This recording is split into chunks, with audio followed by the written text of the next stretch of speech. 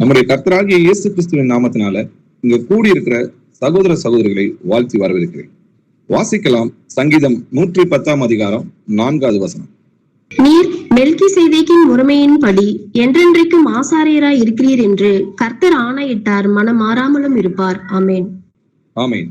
நீர் மெல்கிசேதேக்கின் முறைமையின்படி என்றென்றைக்கும் ஆசாரியனாய் இருக்கிறீர் என்று கர்த்தர் ஆணையிட்டார், மனம் மாறாமலும் இருப்பார் சொல்லி தீர்க்க தரிசனங்கள் எழுதியிருக்கு.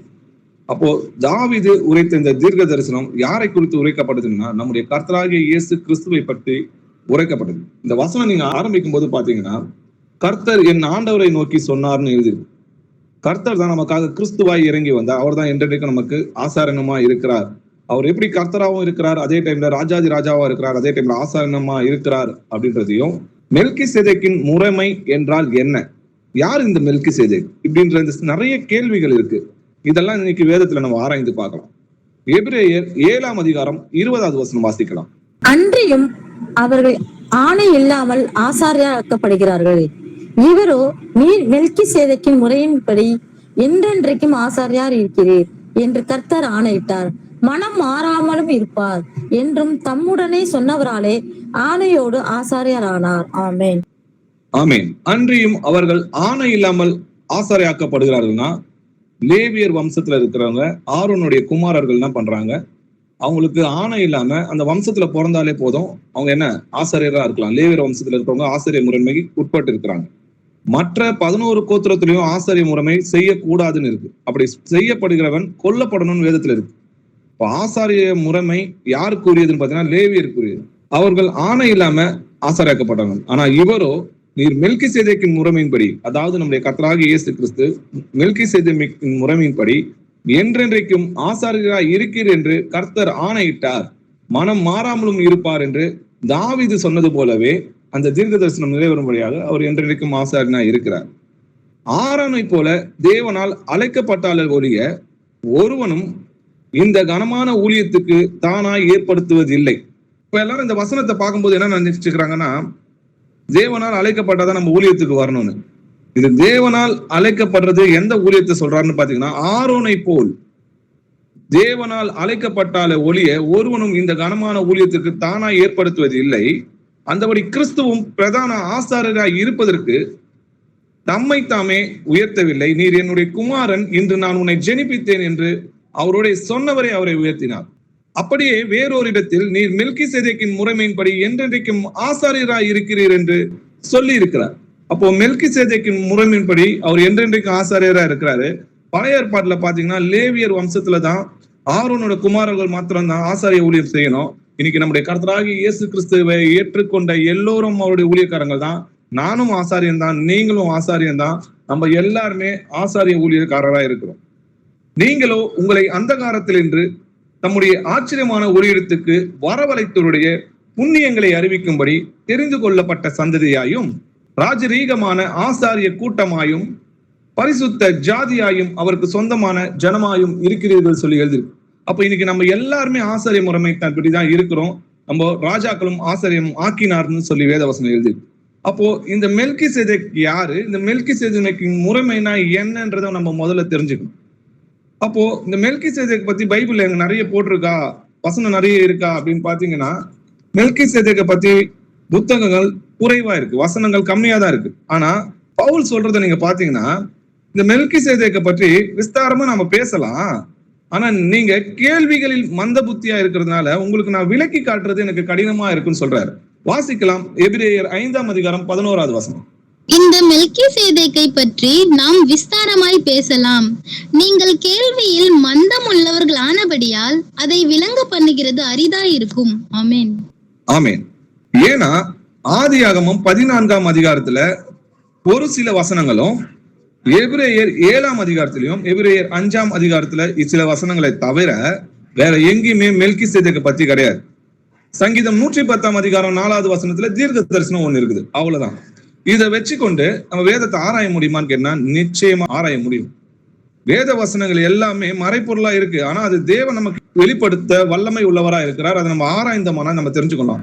அவருடைய வசனங்கள் ஜோடி இல்லாமதற்கு அதை தேடி வாசியங்கள் சொல்லி எழுதியிருக்கு இல்லையா. இன்னைக்கு நம்ம இந்த மெல்கிசேதேக்கின் முறைமைனா என்ன, இது யார் இந்த மெல்கிசேதேக்கு? நம்ம எப்படி ராஜரீக ஆசாரிய கூட்டமா மாறணும், அதற்காக கர்த்தர் நமக்கு செய்த தியாகங்கள் என்ன அப்படின்றத நம்ம ஆராய்ந்து பார்க்கலாம். ஆதியாகமம் 14ஆம் அதிகாரம் 17 20 வசனங்கள் வரைக்கும் வாசிக்கலாம். அவன் கெதல்லா கோமேரையும் அவனோடு இருந்த ராஜாக்களையும் முறியடித்து திரும்பி வருகிற போது சோதோமின் ராஜா புறப்பட்டு ராஜாவின் பள்ளத்தாக்கு என்னும் சாவை பள்ளத்தாக்கு மட்டும் அவனுக்கு எதிர்கொண்டு போனான். அன்றியும் உன்னதமான தேவனுடைய ஆசாரியனாய் இருந்த சாலேமின் ராஜாவாகிய மெல்கிசேதேக்கு அப்பமும் திராட்சரசமும் கொண்டு வந்து அவனை ஆசீர்வதித்து, வானத்தையும் பூமியையும் உடையவராகிய உன்னதமான தேவனுடைய ஆசீர்வாதம் ஆபிரகாமுக்கு உண்டாவதாக, உன் சத்துருக்களை உன் கையில் ஒப்பு கொடுத்த உன்னதமான தேவனுக்கு ஸ்தோத்திரம் என்று சொன்னான். இவனுக்கு ஆபிரகாம் எல்லாவற்றிலும் தசம பாகம் கொடுத்தான். ஆமேன். ஆமேன். இந்த ஆதியாகமத்துல மட்டும்தான் மெல்கிசேதேக்கை பத்தி எழுதியிருக்கு இல்லையா? இப்போ இதுல என்னன்னு பாத்தீங்கன்னா, லோத்து சோதோம் குமரால போய் தங்குறாரு. அங்க தங்கிருக்கும் போது அந்த ராஜாக்களுக்குள்ள யுத்தம் நடக்கும்போது லோத்தையும் அவன் குடும்பத்தையும் அவனை சூழ்ந்து இருக்கிற இந்த ஜனங்களையும் அவனோட ஆடு மாடுகள் எல்லாவற்றையும் என்ன பண்ணாங்க, கொண்டு போறாங்க. அப்போ லோத்துவையும் அவனை சுத்தி இருக்கிற அவனோட பிள்ளைகளையும் அவன் மனைவிகளையும் அவனோட சொத்துக்களையும் எல்லாமே வேறொரு ஜாதிகாரங்க பிரித்து கொண்டு போனது ஆபிரகாம் கேள்விப்பட்ட போது, ஆபிரகாம் தனக்கோடு இருந்த ஒரு வேலைக்காரங்க 300 பேரை கூட்டி கொண்டு போய் அங்க அவங்க கிட்ட போய் யுத்தம் பண்றாரு. யுத்தம் பண்ணி ஜெயிச்சுட்டு எதெல்லாம் அடிமையா கொண்டு போனாங்களோ அதை லோத்தெல்லாம் விடுதலை பண்ணி வெற்றியோட வருகிறார். அப்படி வரும்போது பாத்தீங்கன்னா, அன்றியும் உன்னதமான தேவனுடைய ஆசாரனாய் இருந்த, நல்லா வசனம் கவனிக்கணும், அன்றியும் உன்னதமான தேவனுடைய ஆசாரியனாய் இருந்த, அப்பவே ஒருத்தர் ஆசாரியனா இருந்திருக்கிறாரு. அவர் எப்படி இருக்கிறாரா? சாலமின் ராஜாவாகிய, சாலோமின்னா ஜெருசலேம்னு அர்த்தம். ஜெருசலேமின் ராஜாவாகிய மெல்கிசேதேக்கு அப்பமும் திராட்சரசமும் கொண்டு வந்து அவனை ஆசீர்வதித்து, வானத்தையும் பூமியும் உடையவனாகிய உன்னதமான தேவனுடைய ஆசீர்வாதம் ஆபிரகாமுக்கு உண்டாவதாக, உன் சத்துருக்களை உன் கையில் ஒப்பு கொடுத்த உன்னதமான தேவனுக்கு ஸ்தோத்திரம் என்று சொன்னான். அது மட்டும் கிடையாது, ஆபிரகாம் எல்லாவற்றிலும் தசம பாகம் கொடுத்தான். இன்னைக்கு நியாயப்பிரமாணத்தினால்தான் தசம பாகம் உண்டாச்சு நம்ம சொன்னா, ஆபிரகாமே தசம பாகம் கொடுத்திருக்கானே மெல்கிசேதேக்கின் முறைமையில வாங்கியிருக்காரு மெல்கிசேதேக்கு. அப்போ அங்கேயே தசம பாகம் கொடுத்துருக்காங்களா, நாங்களும் வாங்குறோம் அப்படின்னு சொல்றாங்க இல்லையா? அங்க ஆபிரகாம் மெல்கிசேதேக்கின் முறைமையின்படி இல்ல. மெல்கிசேதேக் தான் ஆசாரனா இருந்தாரே தவிர ஆபிரகாம் ஆசாரனா இருந்தாருன்னா கேட்டாங்கன்னா இல்ல. அவர்கிட்ட இருந்து தான் சந்நிதி உண்டாகுது, இஸ்ரவேல் என்ற சந்நிதி உண்டாகுது. அதுக்கப்புறம் ஆரோன் உண்டாகிறாரு. அவருடைய லேவியோட வம்சத்துல இருக்கிற ஆரோனுக்கு அப்புறம் வரவங்க தான் நியாயப்பிரமாணத்தின்படி என்ன பண்றாங்க, ஆசாரிய ஊழியம் செய்யறாங்க. அவங்களுக்கு தான் தசம பாகம் வாங்குறது கட்டளையிடப்பட்டிருக்கிறது. ஆனா இங்க மெல்கிசேதேக்கு மட்டும்தான் ஆசாரியனா இருந்தாரு, ஆபிரகாம் ஆசாரியனா இல்ல. ஆனா இன்னைக்கு நீங்களும் நானும் எப்படி இருக்கிறோம், நம்ம ஏற்கனவே படிச்ச மாதிரி ஆசாரிய கூட்டமா இருக்கிறோம், ராஜரீக ஆசாரிய கூட்டம். நானும் ஆசாரியன் தான், நீங்களும் ஆசாரியன் தான். அதனால நம்ம ஒருத்தருக்கு ஒருத்தர் தசம பாகம் காணிக்கை என்ன கொடுக்கணும்னு அவசியம் இல்லை. கர்த்தர் இதை சிலுவையில் ஒளிய பண்ணார்னு சொல்லி எழுதி. எபிரேயர் 7ஆம் அதிகாரம் 1-3 வசனங்கள் வரைக்கும் வாசிக்கும். இந்த மெல்கிசேதேக்கின் சாலோமின் ராஜாவும் உன்னதமான தேவனுடைய ஆசாரியமாய் இருந்தான். ராஜாக்களை முறியடித்து அந்த ஆபிரகாமுக்கு இவன் எதிர்கொண்டு போய் அவனை ஆசீர்வதித்தான். இவனுக்கு ஆபிரகாம் எல்லாவற்றிலும் தசம பாகம் கொடுத்தான். இவனுடைய முதற் பேராகிய மெல்கிசேதேக்கு என்பதற்கு நீதியின் ராஜா என்றும், பின்பு சாலோமின் ராஜா என்பதற்கு சமாதானத்தின் ராஜா என்றும் அர்த்தமாம். இவன் தகப்பனும் தாயும் வம்ச வரலாறு இல்லாதவன். இவன் நாட்களில் துவக்கமும் ஜீவனின் உடையவனாமல் தேவனுடைய குமாரனுக்கு ஒப்பானவனாய் என்றென்றைக்கும் ஆசிரியராக நிலைத்திருக்கிறான். ஆமேன். ஆமேன். இந்த ஆதியாகமத்திலையும் எபிரேய புத்தகத்திலையும் தவிர வேற எங்கேயுமே பாத்தீங்கன்னா மெல்கிசேதேக்கை பத்தி எழுதப்பட இல்லை. நம்ம ஆராயணும்னா இந்த 2 புத்தகத்தை மட்டும் தான் நம்ம ஆராய முடியும். இந்த வசனங்கள்லாம் பாத்தீங்கன்னா இது கிறிஸ்துவை குறிக்கிறது போல இருக்கும், ஆனா அது கிறிஸ்துவை குறிக்கல அப்படின்றத நம்ம ஆராய்ஞ்சு பார்க்கலாம். இந்த மெல்கிசேதேக்கு இதை யார் எழுதுறா? எபிரேயர் புத்தகம் வந்து பாத்தீங்கன்னா பவுல் எழுதுறாரு. யாருக்கு எழுதுறாருன்னு பாத்தீங்கன்னா எபிரேய ஜனங்களுக்கு, இஸ்ரவேல் ஜனங்களுக்கு எழுதுறாரு. இந்த மெல்கிசேதேக்கு சாலோமின் ராஜாவும் உன்னதமான தேவனுடைய ஆசாரியமா இருந்தான். அதாவது மெல்கிசேதேக்கு எப்படி இருந்தாருன்னு பாத்தீங்கன்னா அவர் ராஜாவும் இருந்திருக்கிறாரு, ஜெருசலேமுக்கு ராஜாவாகவும் இருந்திருக்கிறாரு, அதே போல உன்னதமான தேவனுடைய ஆசாரியனாகவும் இருந்திருக்கிறார். இதே நீங்க பாத்தீங்கன்னா இஸ்ரவேல் வம்சத்துல லேவியர் வம்சம் தான் ஆசாரிய முறைமைக்கு உட்பட்டு இருப்பாங்க. மீதி இருக்கிற 11 கோத்திரத்துல யார் வேணா ராஜாவாகலாம். ஆனா மீதி இருக்கிற 11 கோத்திரத்துல வேற யாருமே என்ன ஆக முடியாது, ஆசாரியனே ஆக முடியாது. ஆனா மெல்கிசேதேக் முறைமைன்னு பாத்தீங்கன்னா ராஜாவாவும் இருக்கிறாரு, அவர் உன்னதமான தேவனுடைய ஆசாரியனுமா இருந்தான்னு சொல்லி எழுதி இருக்குது. அது மட்டும் கிடையாது, அவனுக்கு ஆபிரகாம் எல்லாவற்றிலும் தசமபாகம் கொடுத்தான். அப்போ ஆபிரகாமை விட மெல்கிசேதேக்கு பெரியவரா இருந்திருக்கிறாரு எல்லா வகையிலும் அப்படின்றத நம்ம பாக்குறோம். அவனுடைய முதற் பேராகிய மெல்கிசேதேக் என்பதற்கு என்ன அர்த்தம்னு பாருங்க. நீதியின் ராஜா என்றும் பின்பு சாலோமின் ராஜா என்பதற்கு சமாதானத்தின் ராஜா என்றும் அர்த்தம். அப்போ நீதியாகவும் சமாதானமாகவும் அவர் ஆட்சி செஞ்சிருக்கிறாருன்றத நம்ம பார்க்கிறோம். அவரை நீதிமான்றத கர்த்தர் சொல்லுகிறத நம்ம ஆராய்ந்து பார்க்கணும். இவன் தகப்பனும் தாயும் வம்ச வரலாறும் இல்லாதவன், இவன் நாட்களில் துவக்கமும் ஜீவனின் முடிவும் இல்லாது இருக்கிறார்ன்றத நம்ம பார்க்கிறோம். அது மட்டும் கிடையாது, தேவனுடைய குமாரனுக்கு ஒப்பாய் என்றென்றைக்கும் ஆசாரியனாய் இருக்கிறான் அப்படின்னு. இந்த கேள்வியை நம்ம என்ன கேட்டு பார்க்கணும்னா, நம்முடைய கர்த்தராகிய இயேசு கிறிஸ்து தான் மெல்கிசேதேக்கா இருந்தா பவுல் அவன் இவன் சொல்லி அவரை எழுதுவாரா? அப்படி கேள்விப்பட்டீங்கன்னா நிச்சயமா பவுல் அப்படி எழுத மாட்டார். எந்த பரிசுத்தவான்களும் பைபிள்ல பாத்தீங்கன்னா இயேசு கிறிஸ்து ஒருவருக்கு தான் அவர்னு இருக்கும். நிதி அபிரகாமா இருக்கட்டும், யாரா இருக்கட்டும், அவன் இவன் தான் எழுதியிருக்கும். மோசேவா இருந்தாலும் அவன் இவன் தான் எழுதியிருக்கும். அப்போ இங்க என்ன சொல்ல வராரு? அப்ப இயேசு கிறிஸ்துவ சொல்லாம இந்த வசனம் எப்படி ஒரு மனுஷனுக்கு ஒப்பா இருக்கு? ஏன்னா அவன் என்றென்றைக்கும் ஆசாரியனா இருக்கிறான். தேவகுமாரனுக்கு ஒப்பா என்றென்றைக்கும் ஆசாரியனா இருக்கிறான்னு சொன்னா அது எப்படி ஒரு மனுஷன் என்றென்றைக்கும் இருக்க முடியும் அப்படின்ற அந்த கேள்விகள்லாம் நம்ம எழும்புது இல்லையா? அப்போ இது என்னன்றதை நம்ம கேட்டு பார்க்கணும். முதல்ல மெல்கிசேதேக்கு முறைமைன்னா என்னன்னு பாத்தீங்கன்னா, அவரு ராஜாவாவும் இருக்கணும், அதே டைம்ல ஆசாரியனாவும் இருக்கணும். இதே ஆரோவன் முறைமைன்னு பாத்தீங்கன்னா, அவன் லேவியர் வம்சத்துல வந்ததுனால அவங்க ஆசாரியனா இருக்கலாம், ராஜாவா இருக்க முடியாது. மத்த 11 கோத்திரத்துல இருக்கிறவங்களும் ராஜாவாகலாம், ஆனா யாருமே ஆசாரியன் ஆக முடியாது. அப்படி வரவன் கொல்லப்படணும்னு சொல்லி நியாயப்பிரமாணத்துல எழுந்திருக்கு. இங்க முதற் பேரான மெல்கிசேதேக் என்பதற்கு நீதியின் ராஜா, அவர் நீதி உள்ளவரா இருந்திருக்கிறாரு. சாலோமின் ராஜானதுக்கு சமாதானமா ஆட்சி செஞ்சிருக்கிறாருன்றது கர்த்தரே சாட்சி கொடுக்கிறது நம்ம பார்க்கிறோம். இவன் தாயும் தகப்பனும் வம்ச வரலாறும் இல்லாதவன் சொன்னா, இவன் தகப்பனும் தாயும் வம்ச வரலாறு இல்லாதவன் என்றால் மெல்கிசேதேக்கு தகப்பன் யாரு, தாய் யாரு, அவங்க வம்சம் என்ன, இந்த விவரங்கள் எதுவுமே வேதத்துல இல்ல. இது ஏன்னா இது காரணம் இல்லாம ஆண்டவர் குறிப்பிடல, இதுக்கு ஒரு அர்த்தம் இருக்குது. ஏன்னா மெல்கிசேதேக்கின் முறைமையின் படி எந்த ஜாதி எந்த கோலம் இப்படி இருக்கணும் அவசியமே கிடையாது. ஏன்னா ஆரோனின் முறைமைக்கு பாத்தீங்கன்னா லேவியர் வம்சத்துல இருக்கணும், ஆனா மெல்கிசேதேக்கின் முறைமையின் படி எந்த வம்சமும் அவங்க இருக்கணும்னு அவசியம் கிடையாது, பற்றி தேவை கிடையாதுன்னு ஆண்டவர் சொல்றார்.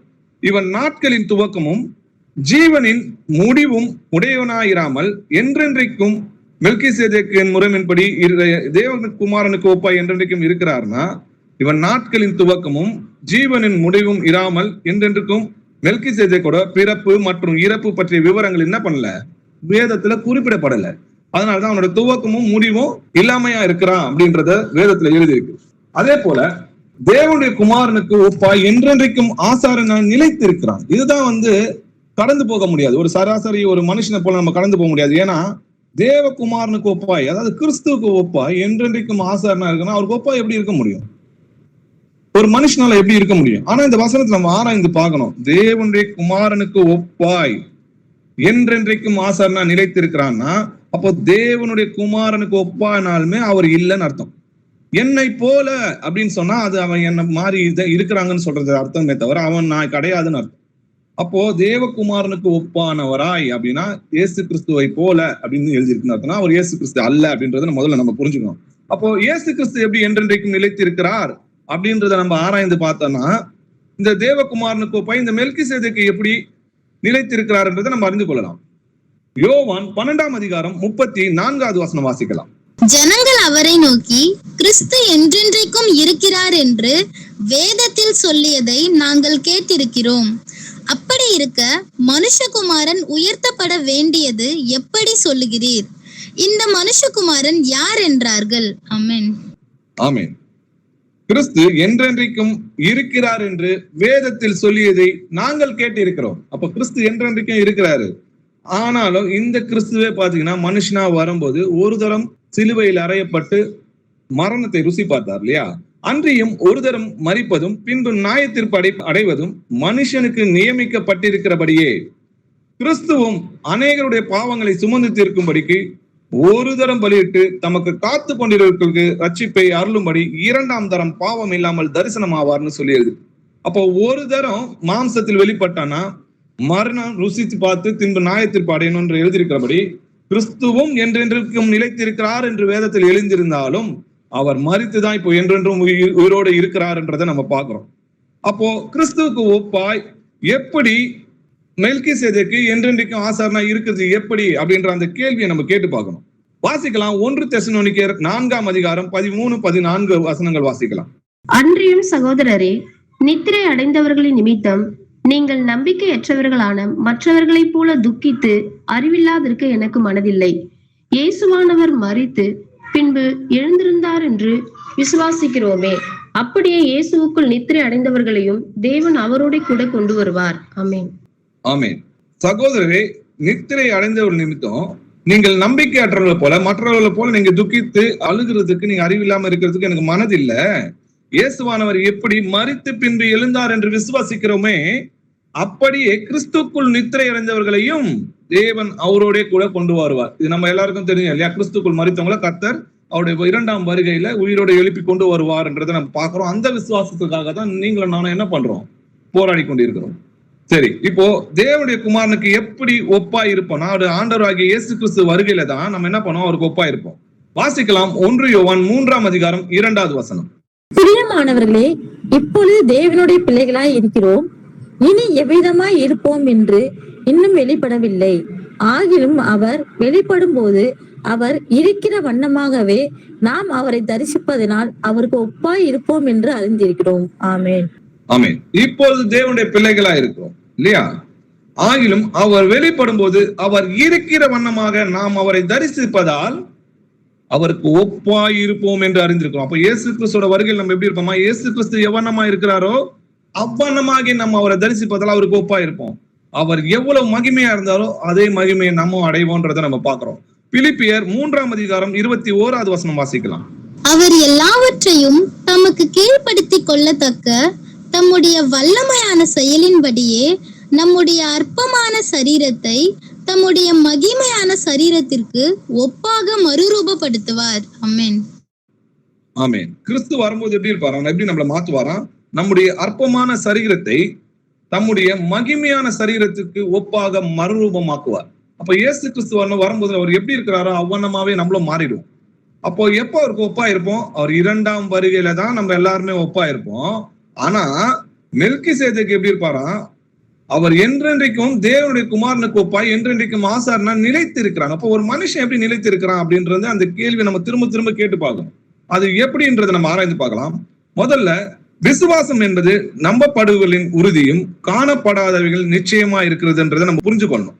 மெல்கிசேதேக்கு வாழ்ந்த காலத்துல சாலோமின் ராஜாவும் உன்னதமான தேவனுடைய ஆசாரனாய் இருந்து, அதாவது ராஜாவும் இருந்து ஆசாரணமா இருந்து நித்திரை அடைந்திருக்கிறான்.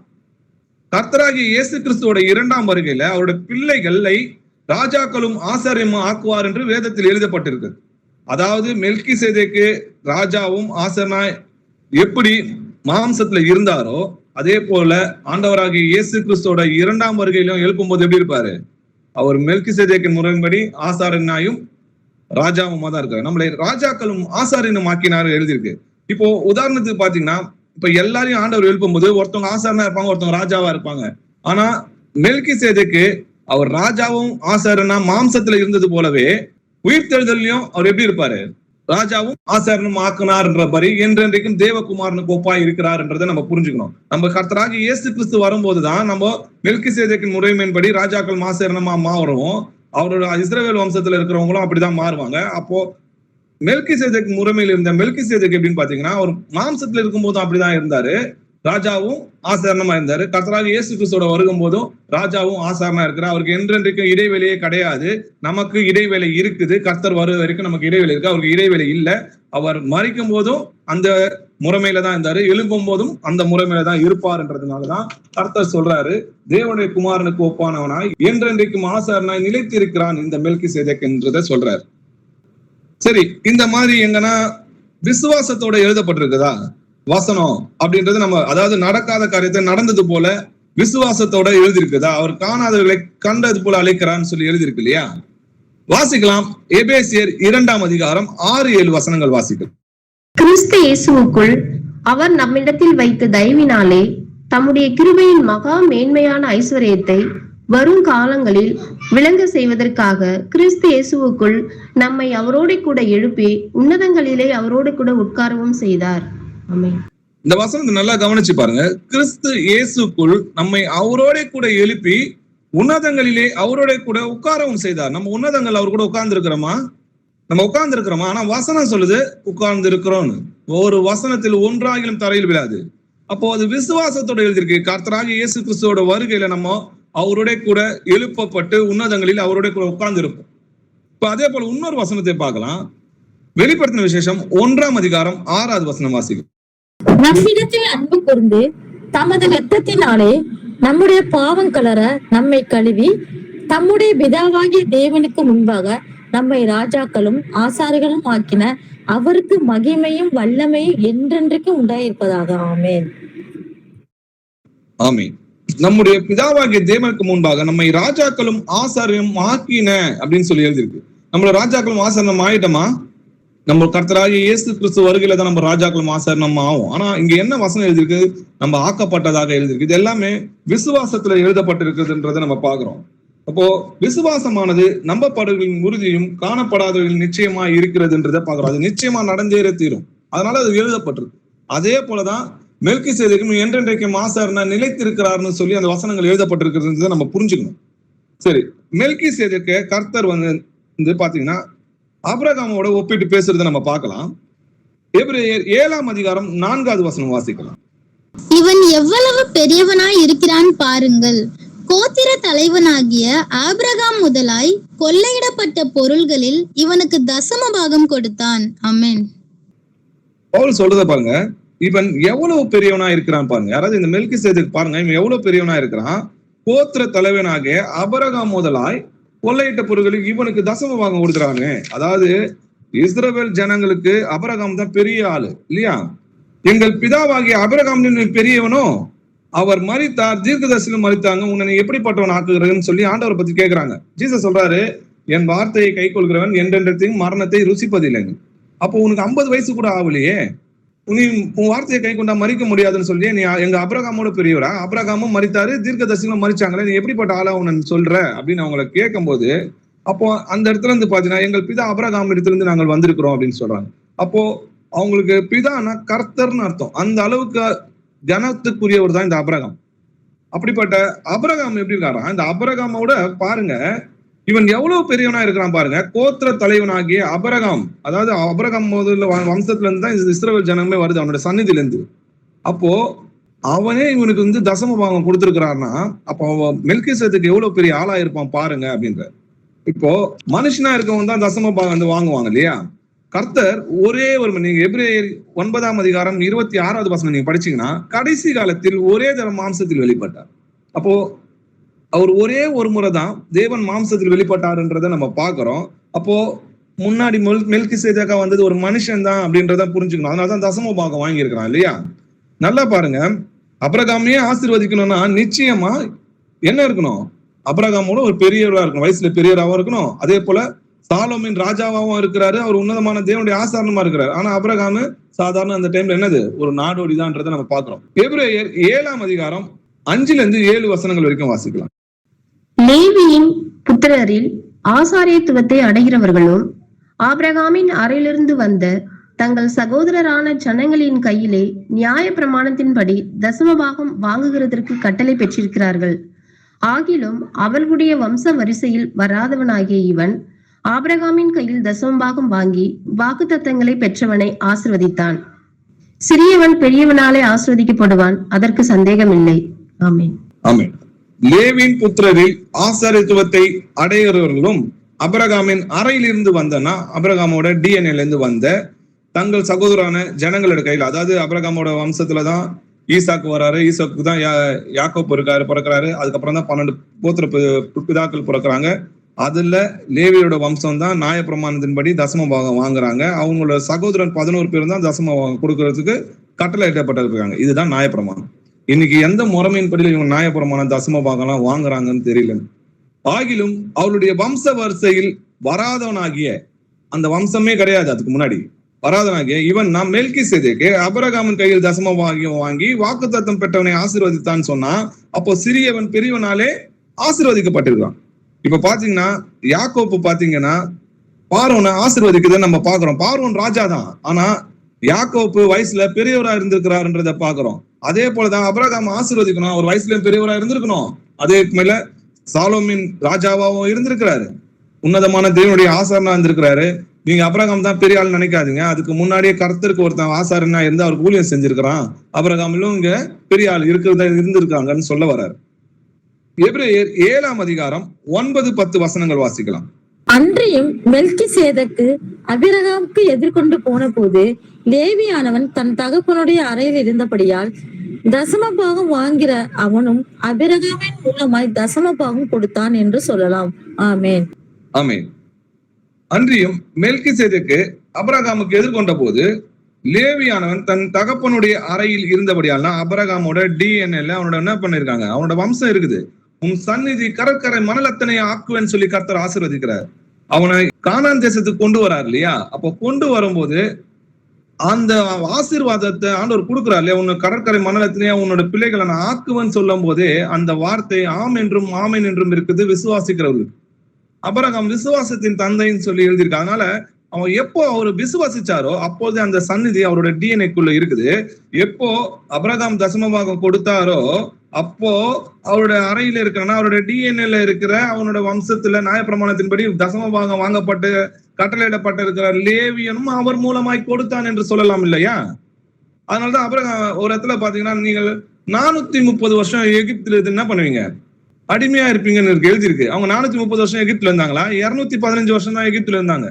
மீதி 215 வருஷம் எங்க இருந்தாங்கன்னா, ஆண்டவர் ஊர் என்னும் பட்டணத்துல இருந்து ஆபிரகாமை அழைக்கும் போது கானான் தேசத்துக்கு கொண்டு வராரு. அந்த கானான் தேசத்துல பஞ்சம் இருந்ததுனால ஆபிரகாம் எகிப்துக்கு போனான்னு எழுதியிருக்கோம். அப்போ அந்த வருஷத்துலதான் அதே மாதத்துலதான் அவர் என்ன பண்றாரு, எகிப்துக்கு போறாரு.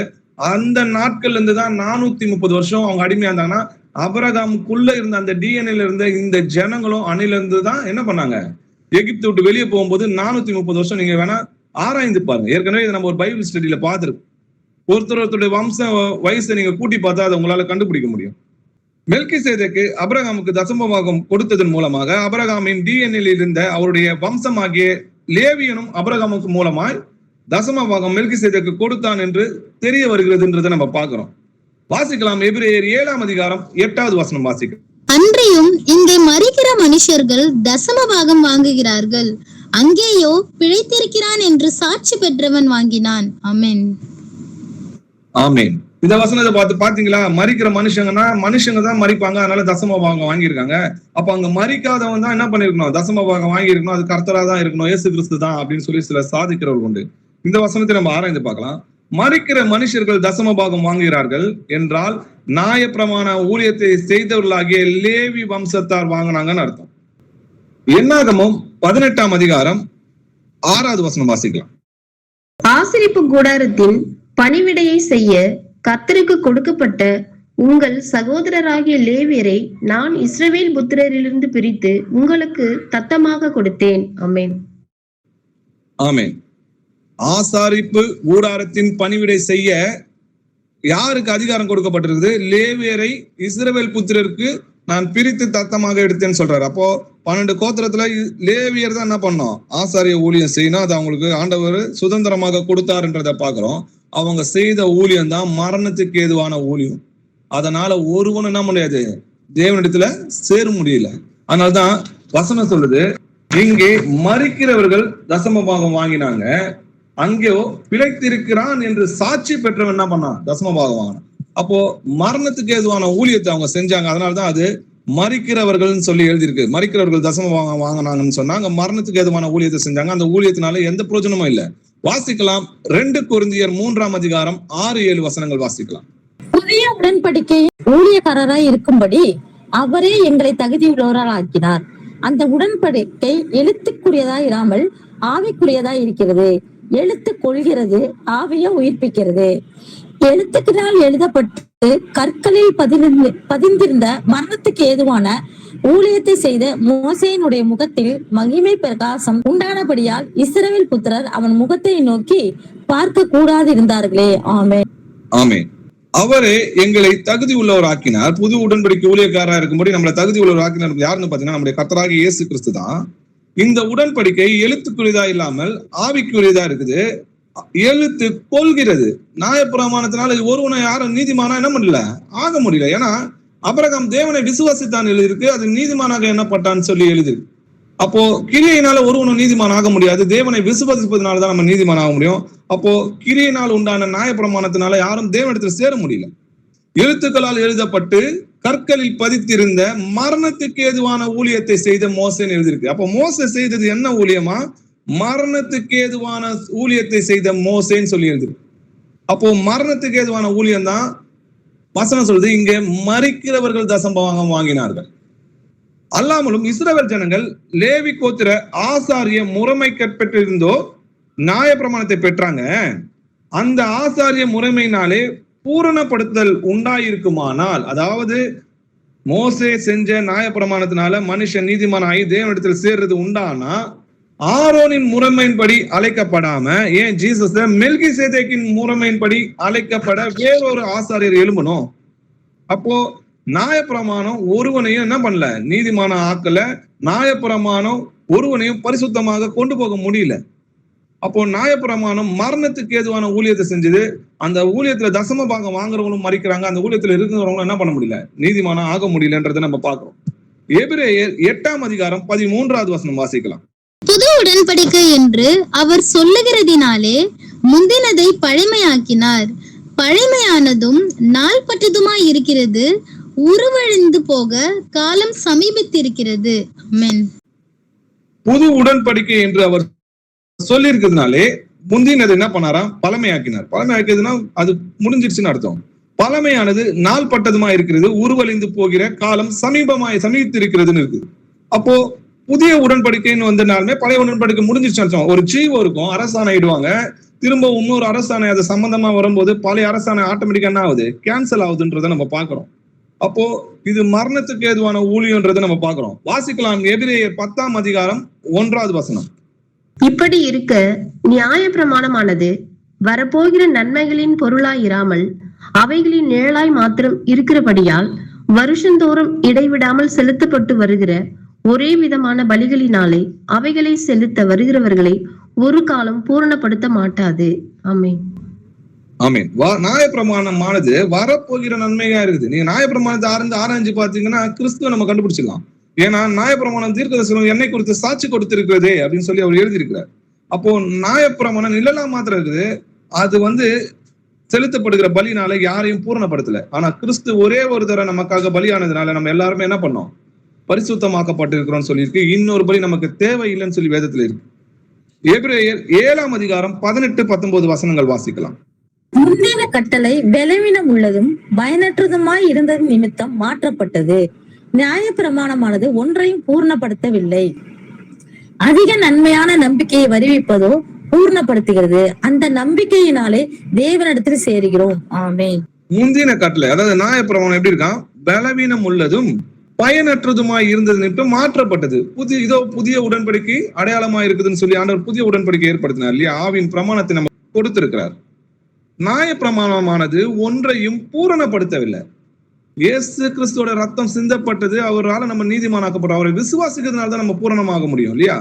அவருடைய வசனம் தான் நம்மளை பூரணமாக்குது. அவரை விசுவாசத்தின் மூலமா தான் நம்ம பூரணமாக்குறோம். கிருபையினாலே விசுவாசத்தை கொண்டு நீங்க ரட்சிக்கப்பட்டீர்கள் சொல்லி எழுதிருக்கு. ஆனா நியாயப்பிரமாணம் யாரையும் என்ன பண்ண முடியல? ரட்சிக்க முடியல. அதிக நன்மையான நம்பிக்கையை வருவிப்பதோ பூரணப்படுத்துது. அதிக நம்பிக்கை எதனால வருது? விசுவாசத்தினாலே வருது. அந்த நம்பிக்கையினாலே நம்ம தேவனிடத்தில் சேர்கிறோம். அந்த நம்பிக்கையும் விசுவாசத்தினால்தான் நம்ம தேவனிடத்தில் சேர முடியுமே தவிர நம்ம கிரியையினால நம்ம சேர முடியாது. ஆண்டவர் தான் நமக்குள்ள இருந்து கிரியை செய்கிறார்ன்றதை நம்ம விசுவாசிக்கணும். அவர் நமக்குள்ள இருக்கிறதுனால தான் நம்ம நீதியின் வழிகளை நம்ம நடக்கிறோம். அவர் நம்மை நடத்துகிறார் என்றதை நம்ம உணரணும். நம்ம நடக்கிறோம், நம்ம பரிசுத்தமா இருக்கிறோம் நம்ம நினைக்கூடாது. நமக்குள்ள இருக்கிற கருத்து பரிசுத்தமா இருக்கிறதுனால அவர் நம்மை பரிசுத்தமா நடத்துறார். என்னை அல்லாமல் உங்களால் ஒன்றும் செய்ய முடியாதுன்னு சொல்லி எழுதிருக்கு. அது மட்டும் இல்லாம சாட்சி பெற்றவன் இங்கு தசம பாகம் வாங்கிருக்கு. அப்ப சாட்சி பெற்றவன்னா என்னது? மெல்கிசேதேக்கு என்பது நீதியின் ராஜா என்றும் பின்பு சாலோமின் ராஜா என்பதற்கு சமாதானத்தின் ராஜா என்றும் அர்த்தமாம் என்று பவுலே பிரஸ்தாபப்படுத்துகிறத நம்ம கவனிக்கிறோம். அதாவது மெல்கிசேதேக்கு வாழ்ந்த காலத்தில் நீதியாகவும் சமாதானமாகவும் அரசாட்சி செய்திருக்க வேண்டும். ஆகையால் தான் மெல்கிசேதேக்கு நீதியின் ராஜா என்றும் சமாதானத்தின் ராஜா என்று கர்த்தரால் சாட்சி எழுதப்பட்டிருக்கு. வேத புஸ்தகத்துல எழுதியிருக்கு. இதை விட வேற என்ன சாட்சி கொடுக்கணும்? கர்த்தரே சாட்சி கொடுத்திருக்கிறார் இல்லையா? அப்போ பிழைத்திருக்கிறான் என்றால் என்ன? எப்படி அவன் என்றென்றைக்கு பிழைத்திருக்கிறான்? அதை வாசிச்சு பார்க்கலாம், ஆராய்ந்து பார்க்கலாம். லூக்கா 20ஆம் அதிகாரம் 37, 38 வசனங்கள் வாசி. அன்றியும் மரித்தோர் எழுந்திருப்பார்கள் என்பதை மோசேயும் முட்செடியை பற்றிய வாசகத்தில் காண்பித்திருக்கிறார். எப்படியெனில் கர்த்தரை ஆபிரகாமின் தேவன் என்றும் ஈசாக்கின் தேவன் என்றும் யாக்கோபின் தேவன் என்றும் சொல்லி இருக்கிறார். அவர் மரித்தோரின் தேவனாய் இராமல் ஜீவனுள்ளோரின் தேவனாய் இருக்கிறார். எல்லாரும் அவருக்கு பிழைத்திருக்கிறார்களே என்றார். ஆமென். ஆமென். மெல்கிசேதேக்கு எப்படி பிழைத்திருக்கிறார் என்றதை நம்ம அறிந்து கொள்ளணும்னா ஆபிரகாம், ஈசாக்கு, யாக்கோபெல்லாம் எப்படி பிழைத்திருக்கிறாங்கன்றதை நம்ம அறிந்தோம்னா மெல்கிசேதேக்கு எப்படி பிழைத்திருக்கிறாங்கன்றதை அறிஞ்சுக்கலாம். கர்த்தர் சொல்ற வசனத்தை கவனிச்சு பாருங்க. அன்றியும் மரித்தோர் எழுந்திருப்பதை குறித்து மோசே முட்செடியை பற்றி வாசகத்தில் காண்பித்திருக்கிறார். எப்படின்னா கர்த்தரை ஆபிரகாமின் தேவன் என்றும் ஈசாக்கின் தேவன் என்றும் யாக்கோபின் தேவன் என்றும் சொல்லியிருக்கிறார். அதாவது நான் மரித்தோரின் தேவனா இல்லாம ஜீவனுடைய தேவனா இருக்கேன். இவங்க எல்லாரும் எனக்குள் பிழைத்து இருக்கிறாங்க. அவங்க மாம்சத்துலதான் மரித்தாங்க, ஆவியில் இன்னமும் என்ன பண்றாங்க? பிழைத்து இருக்கிறாங்க. நான் வரும்போது அவங்களை எழுப்பேன். அதனாலதான் ஆண்டவர் அவன் நித்திரை அடைந்திருக்கிறான்னு சொல்லிடுறாரு. அவன் தூங்கிட்டு இருக்கான், நான் எழுப்ப போறேன்றாரு. அவன் மரித்தான்னு சொல்ல. மரித்தான் என்று எதை சொல்றாருன்னா அவர் 2ஆம் மரணத்துல மரிக்கிறதான் மரித்தான் சொல்றதை எழுதியிருக்கிறதே தவிர கிறிஸ்துவுக்குள் இவங்க என்ன பண்றாங்க? நித்திரை அடைந்திருக்கிறாங்க. கர்த்தர் வரும்போது அவங்களை எழுப்புவார்னு சொல்லி எழுதியிருக்கு. ஒருவன் என் வார்த்தையை கை கொண்டால் அவன் என்றென்றைக்கும் மரணத்தை காண்பதில்லை என்று மெய்யாகவே உங்களுக்கு சொல்லுகிறேன்னு சொல்லி கர்த்தர் அதனாலதான் அந்த வசனத்தை சொல்றாரு. ஆண்டுடைய வசனத்தின்படி கீழ்ப்படிந்து நம்ம நடப்போமானால் நம்ம மரித்தாலும் அவருக்குள் பிழைத்திருப்போம். கர்த்தர் வரும்போது நம்மளை எழுப்புவார் என்ற அர்த்தம். நீதிமான் பிழைக்கவே பிழைப்பான்னு சொல்லி எழுதியிருக்கு. வாசிக்கலாம். எசேக்கியேல் 18ஆம் அதிகாரம் 9வது வசனம். என் கட்டளைகளின்படி நடந்து என் நியாயங்களை கை கொண்டு உண்மையாய் இருப்பான் ஆகில் அவனே நீதிமான், அவன் பிழைக்கவே பிழைப்பான் என்று கர்த்தராகிய ஆண்டவர் சொல்லுகிறார். ஆமென். என் கட்டளையின்படி நடந்து என் நியாயங்களை கை கொண்டு உண்மையாய் இருப்பான் ஆகில் அவனே நீதிமான், அவன் பிழைக்கவே பிழைப்பான் என்று கர்த்தராகிய இயேசு கிறிஸ்து சொல்றார். அப்போ விசுவாசத்தினாலே நீதிமான் பிழைப்பான் என்று வேறொரு இடத்துல எழுதியிருக்கு. அப்போ மெல்கிசேதேக்கு நீதியின் ராஜாவாக இருந்து நியாயத்தையும் நீதியும் செய்து தேவனை விசுவாசித்ததனால் அவன் பிழைக்கவே பிழைத்திருக்கிறான். கர்த்தராகிய இயேசு கிறிஸ்து வரும்போது அவரை எழுப்புவார் என்றதை நம்ம பார்க்கிறோம். இயேசு கிறிஸ்து புது உடன்படிக்கைக்கு மத்தியஸ்தரா இருக்கிறார். இப்போ யோபு புஸ்தகம் நீங்க வாசித்திருப்பீங்களா? யோபு சொல்றதை கவனிச்சு பார்க்கலாம். யோபு 9ஆம் அதிகாரம் 32 - 35 வசனங்கள் வரைக்கும் வாசிக்கலாம். நான் அவருக்கு பிரத்யுத்தரம் சொல்கிறதுக்கும் நாங்கள் கூடி நியாயத்திற்கு வருகிறதுக்கும் அவர் என்னை போல் மனுஷன் அல்ல. எங்கள் இருவர் மேலும் தன் கையை வைக்கத்தக்க மத்தியஸ்தன் எங்களுக்குள் இல்லையே. அவர் தமது மிலாற்றை என்னை விட்டு அகற்றுவாராக. அவருடைய பயங்கரம் என்னை கலங்க பண்ணாதிருப்பதாக. அப்பொழுது நான் அவருக்கு பயப்படாமல் பேசுவேன். இப்பொழுதே அப்படி செய்ய இடமில்லை. ஆமென்.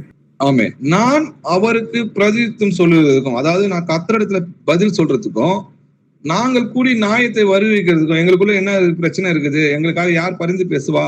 அவர் என்னை போல மனுஷன் அல்லவே. நான் மனுஷங்கிட்ட பேசுறது மாதிரி தேவன்கிட்ட பேச முடியாது. அவர் பயங்கரமானவராச்சே. அப்போ எங்கள் இருவருக்கும் மத்தியில பேசுறதுக்கு ஒரு மத்தியஸ்தர் இருந்தா நல்லா இருக்கும். ஆனா மத்தியஸ்தன் எங்களுக்கு இல்லைன்னு சொல்லி என்ன பண்றாரு? யோபு சொல்றாரு. அவர்கிட்ட நான் எப்படி பேசுவேன்? தமது மிலாற்றை என்னை விட்டு அகற்றுவானான்னு நான் பேசுவேன். எனக்கு அவரை பார்த்தா பயமா இருக்கு. அவர் பயங்கரமா இருக்கிறாரு. அவரால் நான் கலங்கி போகிறேனே. அப்பொழுது எனக்கு ஒரு மத்தியஸ்தன் இருந்தானா, அப்பொழுது நான் அவருக்கு எனக்காக பரிந்து பேசுகிற ஒரு மத்தியஸ்தர் இருந்தானா, ஆண்டவர்கிட்ட எனக்காக பேசுகிற ஒரு மனுஷன் இருந்தானா, அப்பொழுது நான் அவருக்கு பயப்படாம என் உள்ளத்துல இருக்கிறத நான் தெரியப்படுத்துவேனே அப்படின்னு சொல்றாரு. ஆனா இப்போதோ எனக்கு இடம் இல்லை, ஏன்னா எனக்கு மத்தியஸ்தர் இல்லைன்னு யோபு சொல்றாரு. ஆனா அதுக்கப்புறம் மோசேயே இஸ்ரவேல் ஜனங்களுக்கு மத்தியஸ்தரா ஏற்படுத்துறாரு இல்லையா? வாசிக்கலாம். யாத்திரையாகமம் 20ஆம் அதிகாரம் 18, 19 வசனங்கள் வாசிக்கலாம். ஜனங்கள் எல்லாரும் இடி முழக்கங்களையும் மின்னல்களையும் எக்கால சத்தத்தையும் மலை புகைகிறதையும் கண்டார்கள். அதை கண்டு ஜனங்கள் பின்வாங்கி தூரத்திலே நின்று மோசேயை நோக்கி, நீர் எங்களோடே பேசும், நாங்கள் கேட்போம். தேவன் எங்களோட பேசாதிருப்பாராக, பேசினால் நாங்கள் செத்து போவோம் என்றார்கள். ஜனங்கள் தூரத்திலே நின்றார்கள்.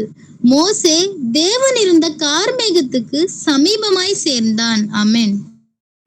ஆமென். கர்த்தர் இஸ்ரவேல் ஜனங்களுக்கு முன்னாடி எழும்பும் போது பாத்தீங்கன்னா கர்த்தருடைய சத்தத்தை கேட்டு அவங்களால என்ன பண்ண முடியல, பயந்து போய் பேச முடியல. அவங்க என்ன சொல்றாங்க, மோசேயை நோக்கி, நீ எங்களோட பேசும், நாங்கள் பேசுவோம், தேவன் எங்களோட பேசாதிருப்பாராக, பேசினால் நாங்கள் செத்து போவோம், எங்களுக்கு ஒரு மத்தியஸ்தர் நீங்க இருக்கிறீங்களா, நீங்க பேசுங்கன்னு சொல்லி யோபு எப்படி பயந்தாரோ அதே போலதான் இஸ்ரவேல் ஜனங்களும் பயந்து ஆண்டவருடைய சத்தத்துக்கு முன்னாடி தன்னுடைய காதுகள் என்ன பண்ணாங்க, மூடிக்கொண்டாங்க. அப்போ மோசேவே நீங்க கேளுங்க, நீங்க ஆண்டவர் கிட்ட கேளுங்க, அவர் உங்களுக்கு என்ன சொல்றாரோ நீங்க என்கிட்ட சொல்லுங்க, நாங்க உங்ககிட்ட சொல்றோம், நீங்க எனக்கு மத்தியஸ்தரா இருங்கன்றாரு. அதே போலதான் ஆவியின் பிரமாணத்துல நமக்கு மத்தியஸ்தரா வந்தது நம்முடைய கர்த்தராகிய இயேசு கிறிஸ்து. வாசிக்கலாம், கலாத்தியர் 3ஆம் அதிகாரம் 17 - 20 வசனங்கள் வரைக்கும் வாசிக்கலாம். ஆதலால் நான் சொல்லுகிறது என்னவெனில், கிறிஸ்துவை முன்னிட்டு தேவனால் முன் உறுதி பண்ணப்பட்ட உடன்படிக்கையை 430 வருஷத்திற்கு பின்பு உண்டான நியாயப்பிரமாணமானது தள்ளி வாக்குத்தத்தத்தை வியர்த்தமாக்க மாட்டாது. அன்றியும் சுதந்திரமானது நியாயப்பிரமாணத்தினாலே உண்டானால் அது வாக்குத்தத்தத்தினாலே உண்டாயிராது. தேவன் அதை ஆபிரகாமுக்கு வாக்குத்தத்தத்தினாலே அருளி செய்தாரே. அப்படியானால் நியாயப்பிரமாணத்தின் நோக்கம் என்ன? வாக்குத்தத்தத்தை பெற்ற சந்ததி வருமளவும் அது அக்கிரமங்களின் நிமித்தமாக கூட்டப்பட்டு தேவ தூதரை கொண்டு மத்தியஸ்தன் கையிலே கட்டளையிடப்பட்டது. மத்தியஸ்தன் ஒருவனுக்குரியவன் அல்ல, தேவனோ ஒருவர். ஆமென். ஆமென். ஆபிரகாமுக்கு சுவிசேஷமாக அறிவிக்கப்பட்டது இல்லையா? அப்ப கிறிஸ்து உன்னோட சந்நிதியில தோன்றுவார் என்றது ஆபிரகாமுக்கு சுவிசேஷமா அறிவிக்கப்பட்டது. அப்போ கிறிஸ்துவை முன்னிட்டு தேவனால் முன் உறுதி பண்ணப்பட்ட கிறிஸ்து மத்தியஸ்தரா வருவாரு, அவர் தேவன் மனுஷனா பிறந்து நமக்கு மத்தியஸ்தரா இருப்பாரு அப்படின்றது முன் உறுதிப்பட்ட உடன்படிக்கையை 430 வருஷத்துக்கு பின்பு உண்டான நியாயப்பிரமாணமானது தள்ளி வாக்குத்தத்தத்தை வியர்த்தமாக்க மாட்டார். அப்போ அதுக்கு பின்னாடி 430 வருஷம் கழிச்சு இந்த நியாயப்பிரமாணம் என்ன பண்ண முடியாது, வாக்குத்தத்தத்தை அவமாக்க முடியாது இல்லையா? கர்த்தர் சொன்னா அது நடக்கும். அப்போ தேவன் அதை ஆபிரகாமுக்கு வாக்குத்தத்தத்தினாலே அருள செய்திருந்தாரே. அப்போ நியாயப்பிரமாணத்தின் நோக்கம் என்ன? அப்ப எதுக்கு நடுவுல நியாயப்பிரமாணம் வரணும்? வாக்குத்தத்தத்தை பெற்ற சந்நிதி வரும் அளவும் அது அக்கிரமங்களால் கட்டப்பட்டு தேவ தூதரை கொண்டு மனுஷன் கையினால் கட்டளையிடப்பட்டது. அதாவது வாக்குத்தத்தத்தை பெற்ற சந்நிதினா ஈசாக்கு தான் வாக்குத்தத்தத்தோட சந்நிதி. நம்ம ஈசாக்கை போல வாக்குத்தத்த சந்நிதியா இருக்கும். அப்போ நம்ம வாக்குத்தத்தால் அபிரகாமுக்கு ஈசாக்கு வாக்குத்தத்தால் பிள்ளையானாரோ அதே போல கர்த்தரை விசுவசிக்கிறது மூலமா நம்மளும் வாக்குத்தத்த பிள்ளைகளா இருக்கிறோம். தேவ தூதரை கொண்டு மத்தியஸ்தன் கையினாலே கட்டளையிடப்பட்டது. அதாவது மத்தியஸ்தன் ஒருவனுக்குரிய அல்ல, தேவனோ ஓரியர். அதாவது மத்தியஸ்தன் எப்படி இருக்கணும்னா நமக்காக தேவனிடத்துல பரிந்து பேசுகிறவரா இருக்கணும் அப்படின்னு சொல்லி எழுதிருக்கு இல்லையா? அதே நீங்க 1 தீமோத்தேயு 2ஆம் அதிகாரம் 5-6 வசனங்களை பாத்தீங்கன்னா, தேவன் ஒருவரே, தேவனுக்கும் மனுஷனுக்கும் மத்தியஸ்தரும் ஒருவரே. அதாவது தேவனும் ஒருத்தர் தான், தேவனுக்கும் மனுஷனுக்கும் மத்தியஸ்தரா இருக்கிற மத்தியஸ்தரும் ஒருவர். யாருன்னு பாருங்க, அவரு எல்லாவற்றையும் மீட்கும் பொருளாக தம்மை ஒப்பு கொடுத்த மனுஷனாகிய கிறிஸ்து இயேசு அவரே. இதற்குரிய சாட்சி ஏற்ற காலங்களில் இருக்குது. அவரே தேவனாவும் இருக்கிறார், அதே டைம்ல மாம்சத்துல நமக்கு எப்படி இருந்தாரு, மத்தியஸ்தராவும் இருக்கிறார். இப்போ மாம்சத்தில் கொலை உண்டு, ஆவியில் உயிர்ப்பிக்கப்பட்டு இன்னைக்கு தேவனாவும் ராஜாதி ராஜாவும் சிங்காசனத்துல வீட்டிலிருந்து ஆளுகை செய்கிறார். அதே சிங்காசனத்துல ஆசாரியமாய் இருக்கிறார். அந்த வசனம் எப்படி நிறைவேறுகிறதுன்றதை நம்ம பார்க்கலாம். எபிரேயர் 9ஆம் அதிகாரம் 15வது வசனம் வாசிக்கலாம். ஆகையால் முதலாம் உடன்படிக்கையின் காலத்திலே நடந்த அக்கிரமங்களை நிவர்த்தி செய்யும் பொருட்டு அவர் மரணம் அடைந்து அழைக்கப்பட்டவர்கள் வாக்குத்தத்தம் பண்ணப்பட்ட நித்திய சுதந்திரத்தை அடைந்து கொள்வதற்காக புதிய உடன்படிக்கையின் மத்தியஸ்தரா இருக்கிறார். ஆமென். ஆமென். முதலாம் உடன்படிக்கை காலத்தில் நடந்த அக்கிரமங்களை நிவர்த்தி செய்யும் பொருட்டு அவர் மரணம் அடைந்து அழைக்கப்பட்டவர்கள், அதாவது நீங்களும் நானும் வாக்குத்தத்தம் பண்ணப்பட்ட நித்திய ஜீவனை அடைந்து கொள்வதற்காக புது உடன்படிக்கைக்கு எப்படி இருக்கிறாராம், மத்தியஸ்தரா இருக்கிறார். அதனாலதான் நமக்காக கிறிஸ்து பரிந்து பேசுகிறார்னு சொல்லி வேதவசனம் இருக்கு. அப்போ மத்தியஸ்தர் இவர் தானே, இவர் தான் ஆசாரியனமாவும் இருக்கிறார். எபிரேயர் 8ஆம் அதிகாரம் 6வது வசனம் வாசிக்கலாம். இவரோ விசேஷித்த வாக்குத்தத்தங்களின் பேரில் ஸ்தாபிக்கப்பட்ட விசேஷித்த உடன்படிக்கைக்கு எப்படி மத்தியஸ்தராய் இருக்கிறாரோ அப்படியே முக்கியமான ஆசாரிய ஊழியத்தையும் பெற்றிருக்கிறார். ஆமென். ஆமென். இவரோ விசேஷித்த வாக்குத்தத்தங்களின் பேரில் ஸ்தாபிக்கப்பட்ட விசேஷித்த உடன்படிக்கைக்கு எப்படி மத்தியஸ்தரா இருக்கிறாரோ அப்படியே முக்கியமான ஆசாரிய ஊழியத்தையும் பெற்றிருக்கிறார். நம்மளுக்கு மாறாத 2 கிருபை இருக்குதுன்னு சொல்லி வசனம் எழுதியிருக்கு. ஒண்ணு வாக்கு தத்தம், இன்னொன்னு ஆணை. இது ரெண்டுமே யார் நமக்கு அருளை செய்தார், அருளை செய்திருக்காரு? நம்முடைய கர்த்தராகிய இயேசு கிறிஸ்து வாக்கு தத்தின் பேர்ல மத்தியஸ்தரா இருக்கிறார். ஆணையின்படி ஆசாரிய ஊழியத்துக்காக அழைக்கப்பட்ட மெல்கிசேதேக்கின் முறைமையின்படி இருக்கிறார்ன்றதை நம்ம பாக்குறோம். அவர் தான் மத்தியஸ்தராகவும் இருக்கிறாரு, அவர் தான் ஆசாரிய ஊழியத்தையும் பெற்றிருக்கிறார் மெல்கிசேதேக்கின் முறைமையின்படின்றதை நம்ம பாக்குறோம். அதே போல அவர் தான் நமக்கு உடன்படிக்கை பிணையாளியும் ஆனார்னு சொல்லி எழுதியிருக்கு. வாசிக்கலாம். எபிரேயர் 7ஆம் அதிகாரம் 20-22 வசனங்கள் வாசிக்கலாம். அன்றியும் அவர்கள் ஆணை இல்லாமல் ஆசாரியராக்கப்படுகிறார்கள்.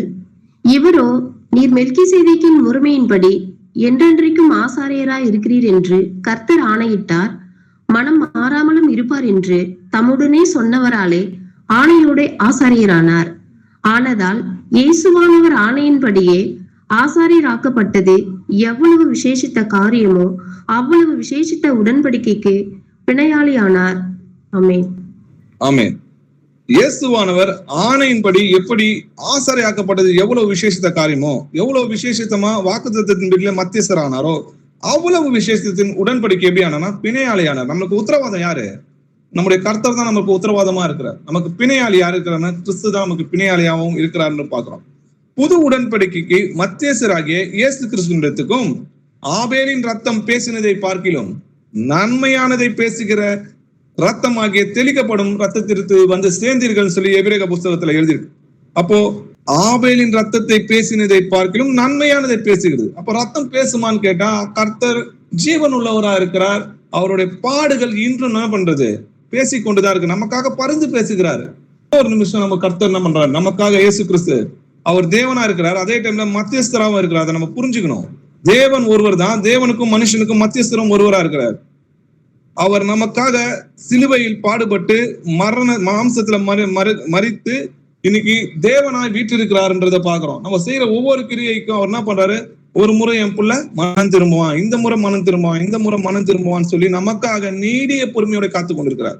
இவ்வளவு பாடுகள் பட்டு நான் சிலுவையின் மரணத்துல அவமானத்தை சகித்து ஜீவனை கொடுத்து என் பிள்ளைகளை ரசித்தனே, ஒரு சின்ன விஷயத்துல அவனை அழிச்சு போடக்கூடாது, அவனுக்காக வெயிட் பண்ணுவான், இன்னும் கொஞ்சம் வெயிட் பண்ணுவான், மாறுவான்னு சொல்லி நமக்காக பரிந்து பேசுகிறது அவருடைய பாடுகள்ன்றதை நம்ம புரிஞ்சுக்கணும். அதே போல மெல்கிசேதேக்கின் முறைமையின்படி நமக்கு முன்னோடியானவர் இயேசு கிறிஸ்துன்றதை நம்ம புரிஞ்சுக்கணும். அவர் போனதுனாலதான், அவர் மரித்து உயிரோடு எழுந்ததுனாலதான் நமக்கு என்ன நடந்தது? நமக்கு நித்திய ஜீவன் உண்டாயிருக்குது. அவர் மரணத்தை ருசி பார்த்ததுனாலதான் நமக்கு அந்த மீட்பு உண்டாயிருக்கிறதுன்றதை நம்ம புரிஞ்சுக்கணும். சிலுவையின் மரணத்துல நடந்த ஒரு விஷயம் ஒரு சாதாரண விஷயம் கிடையாது. அதற்குள்ள பல ஆழமான அர்த்தங்கள் உள்ளது. அதை நம்ம ஆராய்ந்து பார்க்கலாம். எபிரேயர் 6ஆம் அதிகாரம் 19-20 வசனங்கள் வாசிக்கலாம். அந்த நம்பிக்கை நமக்கு நிலையும் உறுதியும் திரைக்குள்ளாக போகிறதுமான ஆத்ம நங்கூரமாய் இருக்கிறது. நமக்கு முன்னோடி ஆராகிய இயேசு மெல்கிசேதேக்கின் முறைமையின்படி நித்திய பிரதான ஆசாரியார் நமக்காக அந்த திரைக்குள் பிரவேசித்திருக்கிறார். ஆமென். ஆமென். அந்த நம்பிக்கை நமக்கு நிலையும் உறுதியும் திரைக்குள்ளாக போகிறதுமான ஆத்மா நங்கூரமா இருக்குது. எந்த திரைக்குள்ள போகுதுன்ற கேள்வி கேட்டு பார்க்கணும். நமக்கு முன்னோடியாகிய இயேசு மெல்கிசேதேக்கின் முறைமையின்படி நித்திய பிரதான ஆசாரியராய் நமக்காக அந்த திரைக்குள் பிரவேசித்திருக்காரு. எப்போ அவர் பிரவேசித்தாரு? கிறிஸ்து மரிக்கும் போது நீங்க பாத்தீங்கன்னா திரைச்சீலை கோயில்ல பாத்தீங்கன்னா தேவாலயத்துல மேல இருந்து கீழ் வரைக்கும் என்னது கிழிந்ததுன்னு எழுதிருக்கு. அப்போ கர்த்தர் அதற்குள்ள பிரவேசித்திற்கான அடையாளம். அந்த திரை இருக்கிற வரைக்கும் யாராலையும் உள்ள போக முடியாது. இப்போ உதாரணத்துக்கு பாத்தீங்கன்னா எபிரேயர் 9ஆம் அதிகாரம் 6-8 வசனங்கள் வாசிக்கலாம். இவைகள் இவ்விதமாய் ஆயத்தமாக்கப்பட்டிருக்க ஆசாரியர்கள் ஆராதனை முறைமைகளை நிறைவேற்றும்படிக்கு முதலாம் கூடாரத்திலே நித்தமும் பிரவேசிப்பார்கள். இரண்டாம் கூடாரத்திலே பிரதான ஆசாரியன் மாத்திரம் வருஷத்திற்கு ஒரு தரம் இரத்தத்தோட பிரவேசித்து அந்த இரத்தத்தை தனக்காகவும் ஜனங்களுடைய தப்பிதங்களுக்காகவும் செலுத்துவான். அதனாலே முதலாம் கூடாரம் நிற்கும் அளவும் பரிசுத்த ஸ்தலத்திற்கு போகிற மார்க்கம் இன்னும் வெளிப்படவில்லை என்று பரிசுத்த ஆவியானவர் தெரியப்படுத்தி இருக்கிறார். ஆமென். ஆமென். நீங்க ஆசாரிய ஊழியத்தை பாத்தீங்கன்னா முதலாம் கூடாரம் இருக்கும், அதுல ஆசாரியர்கள் நித்தமா பிரவேசிப்பாங்க. ஆனா இரண்டாம் கூடாரத்துல பிரவேசிக்கணும் அந்த மகா பரிசுத்த ஸ்தலம். அதுக்குள்ள போனோம்னா முதல்ல தன்னை பரிசுத்தப்படுத்திக்கணும், அதுக்கப்புறம் அவங்களுக்கு ஒரு பலியை செலுத்தணும், அப்போ வருஷத்தோட ஒரு தடவை மட்டும்தான் ரத்தத்தோடு பிரவேசித்து என்ன பண்ணோம், அதுக்குள்ள வரணும். அதுக்கு முன்னாடி அவங்க கிட்ட என்ன பண்ணுவாங்கன்னா மணி எல்லாம் கட்டி அனுப்புவாங்க. அவங்க அசுத்தத்தோட போனாங்க, அங்க கொன்னுடுவார் கர்த்தர். அதுக்கப்புறம் அவங்க கயிறு பிடிச்சுதான் இழுக்க வேண்டியதா இருக்கும்.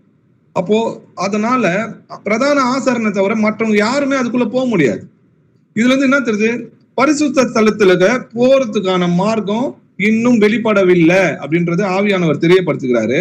ஆனா கிறிஸ்து பாத்தீங்கன்னா சிலுவையின் மரணத்துல அந்த திரைக்குள்ளாக என்ன பண்ணாரு, தம்முடைய பலியாக தன்னுடைய சரீரத்தை என்ன பண்ணாரு, அதுக்குள்ள கொண்டு போனாரு. அதாவது பூமிக்குள்ள இருக்கிற கூடாரத்துக்குள்ள இல்ல, பரலோகத்துல இருக்கிற கூடாரத்துலதான் போனாரு. ஏன்னா மோசேக்கு காண்பிக்கிறாரு, உனக்கு பரலோகத்துல என்ன மாடல் காட்டணும் அதே தான் நீ என்ன பண்ண பூமியில செய்கின்ற. அப்போ பரலோகத்திலையும் அதே போல ஆலயம் இருக்குது அப்படின்றத நம்ம அறிஞ்சுக்கொள்ளணும். வாசிக்கலாம், எபிரேயர் 9ஆம் அதிகாரம் 11-12 வசனங்கள் வாசிக்கலாம். கிறிஸ்துவானவர் வரப்போகிற நன்மைகளுக்குரிய பிரதான ஆசாரியராய் வெளிப்பட்டு கையினால் செய்யப்பட்டதாகிய இந்த சிருஷ்டி சம்பந்தமான கூடாரத்தின் வழியாக அல்ல, பெரிதும் உத்தமமான கூடாரத்தின் வழியாகவும் வெள்ளாட்டுக்கடா இளங்காளை இவைகளுடைய இரத்தத்தினாலே அல்ல, தம்முடைய சொந்த இரத்தத்தினாலும் ஒரே தரம் மகா பரிசுத்த ஸ்தலத்திலே பிரவேசித்து நித்திய மீட்பை உண்டு பண்ணினார். ஆமென். ஆமென். கிறிஸ்துவானவர் வரப்போகிற நன்மைகளுக்கு பிரதான ஆசாரியராய் வெளிப்பட்டு கைகளால் செய்யப்பட்ட இந்த சிருஷ்டிகள் சம்பந்தமான கூடாரத்தின் வழியாக அல்ல, பெரிதும் உன்னதமான கூடாரத்தின் வழியாகவும், அதாவது பரலோகத்தில் இருக்கிற கூடாரத்தின் வழியாகவும், வெள்ளாட்டு கடா இளங்காலை கடா அந்த மாதிரி ஆடுகளோட ரத்தத்தினாலே கிடையாது, தன்னுடைய சொந்த ரத்தத்தினாலே ஒரே தரம் மகா பரிசுத்த ஸ்தலத்தில் பிரவேசித்து நமக்கு நித்திய மீட்பை உண்டாக்குனார். இயேசு கிறிஸ்துனுடைய சரீரம் ஒரு தரம் பலியிடப்பட்டதுனாலே அந்த அவருடைய சித்தத்தின்படி நம்ம என்ன பண்ணணும், பரிசுத்தமாக்கப்பட்டோம்னு எழுதியிருக்கு. நியாயப்பிரமாணத்தின்படி கொஞ்சம் குறைய எல்லாமே என்ன பண்ணும், ரத்தத்தினால சுத்திகரிக்கப்படும். அப்போ ரத்த சிந்தல் இல்லைன்னா பாவ மன்னிப்பு உண்டாகாது. அதனால கர்த்தரும் என்ன பண்ணாரு, தம்முடைய சுய சரீரத்தை தன்னுடைய சொந்த சரீரத்தை பலியா கொடுத்து என்ன பண்ணாரு, அந்த திரைச்சிலைக்குள்ள பிடிச்சாரு. அவர் பரலோகத்தில் தான் அதுல என்ன பண்ணிருக்காரு, பிரவேசித்திருக்கிறார். வாசிக்கலாம், எபிரேயர் 9ஆம் அதிகாரம் 22-24 வசனங்கள் வரைக்கும் வாசிக்கலாம். நியாய பிரமாணத்தின்படி கொஞ்சம் குறைய எல்லாம் இரத்தத்தினாலே சுத்திகரிக்கப்படும், இரத்தம் சிந்துதல் இல்லாமல் மன்னிப்பு உண்டாகாது. ஆதலால் பரலோகத்தில் உள்ளவைகள் எல்லாம் சாயலானவைகள் இப்படிப்பட்ட பலிகளினாலே சுத்திகரிக்கப்பட்ட வேண்டியதா இருக்கிறது. பரலோகத்தில் உள்ளவைகளோ இவைகளும் விசேஷித்த பலிகளாலே சுத்திகரிக்கப்பட வேண்டியதாமே. அந்தபடியே மெய்யான பரிசுத்த ஸ்தலத்துக்கு அடையாளமான கையினால் செய்யப்பட்டதா இருக்கிற பரிசுத்த ஸ்தலத்தில் கிறிஸ்துவானவர் பிரவேசியாமல் பரலோகத்திலே தானே இப்பொழுது நமக்காக தேவனுடைய சமூகத்தில் பிரத்யட்சம் ஆகும்படி பிரவேசித்திருக்கிறார். ஆமேன். ஆமேன். அப்போ நியாயப்பிரமாணத்தின்படி கொஞ்சம் கூட ரத்த சிந்தல் இல்லாம பாவம் மன்னிப்பு கிடையாது. பரலோகத்துக்கு சாயலாக சிருஷ்டிக்கப்பட்ட இதுவே இப்படிப்பட்ட ரத்தங்களால சுத்திகரிக்கப்படணும்னா பரலோகத்தில் உள்ளவைகளோ இவைகளிலும் விசேஷமான பலிகளால சுத்திகரிக்க வேணும். ஏன் பரலோகத்துல சுத்திகரிக்கணும்? முதல் பாவம் பரலோகத்துலதான் உண்டாயிடுச்சு இல்லையா? பிசாசுனாலதான் பரலோகத்துல பாவம் உண்டாயிடுச்சுன்றதை நம்ம பார்க்கிறோம். அதனால்தான் அப்படி மெய்யான பரிசுத்த ஸ்தலத்துக்கு அடையாளமான கையினால் செய்யப்பட்ட பரிசுத்த ஸ்தலத்துல, அதாவது பூமியில இருக்கிற பரிசுத்த ஸ்தலத்துல கிறிஸ்துவானவர் பிரவேசியாம பரலோகத்தில் தானே இப்போது நமக்காக தேவனுடைய சமூகத்தில் பிரதிஷ்டமா இருக்கும்படி பிரவேசித்து இருக்கிறார் பார்க்கிறோம். அப்போ கிறிஸ்து நமக்காக என்ன பண்ணாரு, ஒரு வழியை உண்டாக்கி இருக்கிறார். அப்போ அவர் உள்ள திரைச்சிலை முதலாக அவரை கிழித்து அவர் தான் போனாரு. அவருடைய ரத்தம் சிந்துதல் அங்க நடந்திருக்கிறதுனால, இயேசு கிறிஸ்துவோட ரத்தம் சிந்தப்படுறதுனால எனக்காக பரிந்து பேசுகிற ஒருத்தர் இருக்கிறார் என்ற தைரியத்தோட நான் என்ன பண்ண முடியும், நானும் அந்த கிருபா சண்டரையில என்னால சேர முடியும். வாசிக்கலாம், எபிரேயர் 10ஆம் அதிகாரம் 19-22 வசனங்கள் வரைக்கும் வாசிக்கலாம். ஆகையால் சகோதரரே, நாம் பரிசுத்த ஸ்தலத்தில் பிரவேசிப்பதற்கு இயேசுவானவர் தமது மாம்சமாகிய திரையின் வழியாய் புதிதும் ஜீவனுமான மார்க்கத்தை நமக்கு உண்டு பண்ணினபடியால் அந்த மார்க்கத்தின் வழியாய் பிரவேசிப்பதற்கு அவருடைய இரத்தத்தினாலே நமக்கு தைரியம் உண்டாயிருக்கிறபடியினாலும் தேவனுடைய வீட்டின் மேல் அதிகாரியான மகா ஆசாரியர் நமக்கு ஒருவர் இருக்கிறபடியினாலும் துர்மனசாட்சி நீங்க தெளிக்கப்பட்ட இருதயம் உள்ளவர்களாயும் சுத்த ஜலத்தால் கழுவப்பட்ட சரீரம் உள்ளவர்களாயும் உண்மையுள்ள இருதயத்தோடும் விசுவாசத்தின் பூரண நிச்சயத்தோடும் சேர கடவோம். ஆமென். நாம் பரிசுத்த ஸ்தலத்தில் பிரவேசிப்பதற்கு எப்படி அந்த 2ஆம் கூடாரத்துக்கு போறதுக்கு வழி இல்லாம இருந்துச்சு இல்லையா? ஆனா இப்போ வழி ஆண்டவர் உண்டு பண்ணிக்கிறாரு. எப்படின்னு பாத்தீங்கன்னா, இயேசுவானவர் தமது மாம்சமாகிய திரையின் வழியதாக புதிதும் ஜீவனுமான மார்க்கத்தை உண்டு பண்ணினபடினால. அப்ப இயேசு கிறிஸ்து தான் சொல்றாரு, நானே வழியும் சத்தியமும் ஜீவனுமா இருக்கிறேன். அப்ப எப்படி எலியா ஏனோக்கெல்லாம் போயிருக்க முடியும்? அந்த மார்க்கத்தின் வழியாய் பிரவேசித்திருப்பதற்கு எதனால நமக்கு தைரியம் இருக்குதான்? அவருடைய ரத்தத்தினாலே நமக்கு தைரியம் உண்டாயிருக்குது. ஏன்னா அவருடைய ரத்தத்தினால நம்ம கழுவப்பட்டிருக்கு. இயேசு கிறிஸ்துவின் நாமத்தினால நம்ம ஞானஸ்தானம் பெற்று இருக்கிறோம், அவரை விசுவாசிக்கிறோம், அவருடைய பிள்ளைகளா இருக்கிறோம். எனக்காக பரிந்து பேசுகிற ஒரு தகப்பன் எனக்காக இருக்கிறார்ன்றதுனால அந்த தைரியம் நமக்கு உண்டாயிருக்கிறது. துர்மனசாட்சி நீங்க தெளிக்கப்பட்ட இருதயம் உள்ளவர்களாயும், அதாவது பரிசுத்தமான இதயம், ஜலத்தினாலும் ஆவினாலும் ஒருவன் பிறவாவிட்டால் தேவனுடைய ராஜ்யத்தில் பிரவேசிக்க முடியாதுன்னு சொல்லி கர்த்தர் இதனால தான் சொல்றாரு. சுத்த ஜலத்தால் கழுவப்பட்ட சரீரம் உள்ளவர்களாயும் உண்மையுள்ள இருதயத்தோடும் விசுவாசத்தின் பூரண நிச்சயத்தோடும் சேர கடவுன்னு சொல்லி எழுது. அப்போ நமக்காக கிறிஸ்து இருக்கிறான்ற அந்த தைரியம் நமக்கு இருக்கிறதுனால தைரியமா நம்மளால கிருபாசனத்துல சேர முடியும். வாசிக்கலாம். எபிரேயர் 4ஆம் அதிகாரம் 14 வசனங்கள் வரைக்கும் வாசிக்கலாம். வானங்களின் வழியாய் பரலோகத்திற்கு போன தேவகுமாரனாகிய இயேசு என்னும் மகா பிரதான ஆசாரியர் நமக்கு இருக்கிறபடியினால் நாம் பண்ணின அறிக்கையை உறுதியாய் பற்றி கொண்டிருக்க கடவோம். நம்முடைய பலவீனங்களை குறித்து பரிதவிக்க கூடாத பிரதான ஆசாரியர் நமக்கிராமல் எல்லா விதத்திலும் நம்மை போல் சோதிக்கப்பட்டும் பாவமில்லாதவராய் இருக்கிற பிரதான ஆசாரியரே நமக்கு இருக்கிறார். ஆதலால் நாம் இரக்கத்தை பெறவும் ஏற்ற சமயத்தில் சகாயம் செய்யும் கிருபையை அடையவும் தைரியமாய் கிருபாசன தண்டையிலே சேர கடவோம். ஆமென். ஆமென். வானங்கள் வழியாய் பரலோகத்துக்கு போன தேவகுமாரனாகிய இயேசு என்னும் மகா பிரதான ஆசாரியர் நமக்கு இருக்கிறபடினால இரக்கத்தை பெறவும் ஏற்ற சமயத்தில் சகாயத்தையும் கிருபையும் அடையவும் தைரியமாய் கிருபா சண்டையில நம்ம சேர முடியும். 2ஆம் மகா பரிசுத்தலத்துல பிரவேசிக்க முடியாம இருந்தது. நம்முடைய கர்த்தராகிய இயேசு கிறிஸ்துவோட சிலுவையின் மரணத்தினால நமக்கு நித்திய மீட்பை உண்டாக்கி அந்த வழியை துறந்தார்.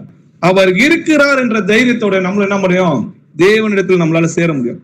நம்ம தேவனிடத்துல அந்த டைம்ல பாத்தீங்கன்னா தேவனை ஒருவனும் ஒரு காலமும் கண்டது கிடையாது. அவரிடத்துல போக முடியாது, ஜனங்களால சேர முடியாது, அவருடைய பரிசுத்தத்துக்குள்ள நிக்க முடியாது. ஆனா இயேசு கிறிஸ்துவோட ரத்தத்தினால் கழுவப்பட்டதுனால நம்ம தேவனிடத்துல சேர முடியும், அவருடைய பிள்ளைகளா இருக்க முடியும்.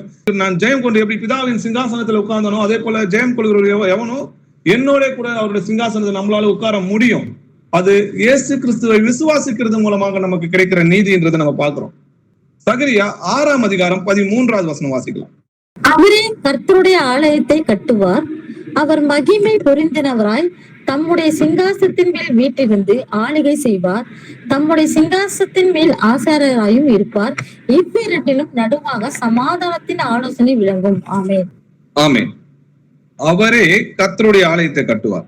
அதனால சொல்றாரு, இந்த ஆலயத்தை இடித்து போடுங்க, 3 நாளைக்குள்ள நான் எழுப்புவேன்னு சொன்னாரு. அப்போ அவருடைய சரீரமாக ஆலயத்தை சொல்றாரு. யார் அவருடைய சரீரம்? இயேசு கிறிஸ்துவோட சபை தான் என்னது? அவருடைய சரீரம். நீங்களும் நானும் தான் அவருடைய சரீரம். நம்ம எல்லாம் சேர்ந்தாதான் அது அவயங்கள் ஒன்றா சேர்ந்தாதான் இயேசு கிறிஸ்துவோட சரீரமா இருக்கணும் இல்லையா? அவர் மகிமை பொருந்தினவராய் தம்முடைய சிங்காசனத்தில் வீட்டிலிருந்து ஆளுகை செய்வார். அதாவது சிங்காசனத்துல ராஜாவும் இருப்பாரு, அதே சிங்காசனத்தின் மேல் ஆசாரியமாயே இருப்பார். அதாவது நீங்க வெளிப்படுத்தின விசேஷம் 4ஆம் அதிகாரம் 2வது வசனம் பாத்தீங்கன்னா அதுல ஒரே ஒரு சிங்காசனம் இருந்துச்சு, அதுல ஒருத்தர் தான் வீட்டில் இருந்தாருன்னு எழுதியிருக்கு. அவர் அது 8வது வசனம் பாத்தீங்கன்னா இருந்தவரும் இருக்கிறவரும் வருகிறவரும் ஆகிய சர்வ வல்லமையுள்ள தேவனாகிய கர்த்தர்னு சொல்லியது.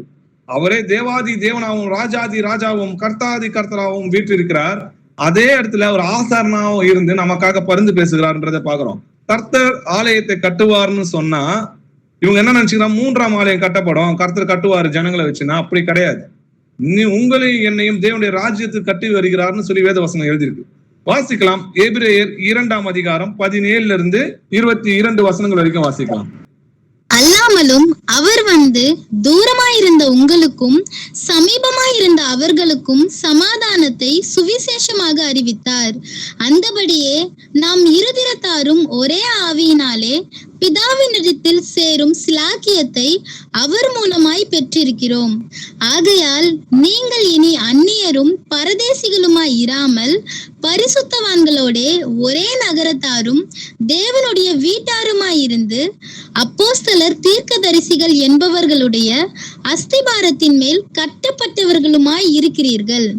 அதற்கு இயேசு கிறிஸ்து தாமே மூளைக்கல்லாய் இருக்கிறார். அவர் மேல் மாளிகை முழுவதும் இசைவாய் இணைக்கப்பட்டு கர்த்தருக்குள் பரிசுத்த ஆலயமாய் எழும்புகிறது. அவர் மேல் நீங்களும் ஆவியினாலே தேவனுடைய வாசஸ்தலமாக கூட்டி கட்டப்பட்டு வருகிறீர்கள். ஆமென். ஆமென்.